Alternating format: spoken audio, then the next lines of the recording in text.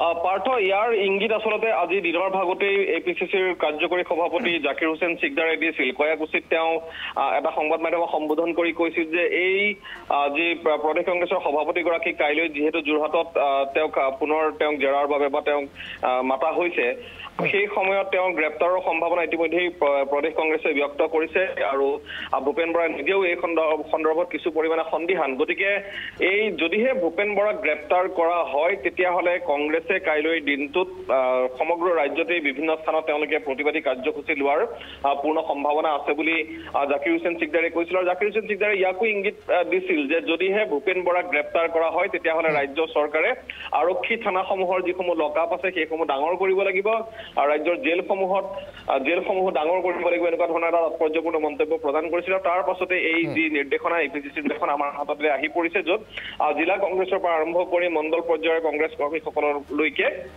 এই নিৰ্দেশনাত তেওঁলোকে প্ৰেৰণ কৰিছে যে যিকোনো পৰিস্থিতিৰ বাবে তেওঁলোক সাজু থাকিব লাগে। জেইল ভৰো কাৰ্যসূচী তেওঁলোকক গ্ৰহণ কৰিবলৈ কোৱা হৈছে যদিহে ভূপেন বৰাক গ্ৰেপ্তাৰ কৰে। আৰু এইটো এক প্ৰকাৰ আচলতে কংগ্ৰেছে সকিয়নি বুলিও ক'ব পাৰে বা এক প্ৰকাৰ ফেৰ মাৰি ধৰিছে বুলিও যদি আপুনি কয় সেয়া ভুল কোৱা নহ'ব।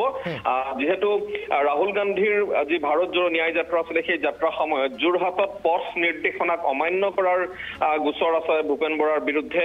একেদৰেই ৰাহুল গান্ধীৰ আজি ভাৰত জোড়ো ন্যায় যাত্ৰাৰ অন্যতম এগৰাকী মূল ব্যক্তি KB বাইজু তেওঁকো এই গোচৰটো সন্দৰ্ভত ইতিমধ্যে যোৰহাট আৰক্ষীয়ে জেৰা কৰিছিল। ভূপেন বৰাক ইয়াৰ পূৰ্বেও জেৰা কৰা হৈছিল আৰু কাইলৈ যিহেতু পুনৰ তেওঁক মতা হৈছে, গতিকে তেওঁক গ্ৰেপ্তাৰৰ শংকা ব্যক্ত কৰিয়েই কংগ্ৰেছে এনেকুৱা ধৰণৰ এটা স্থিতি লৈছে।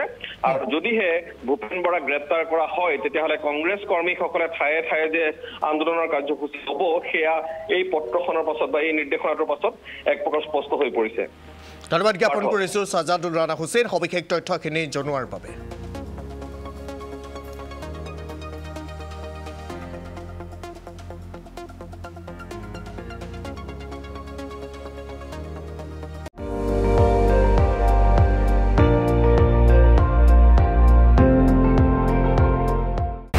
আপুনি চাই আছে ND24 সৰ্বশ্ৰেষ্ঠ নহয় সৰ্বোত্তমৰ দৌৰত।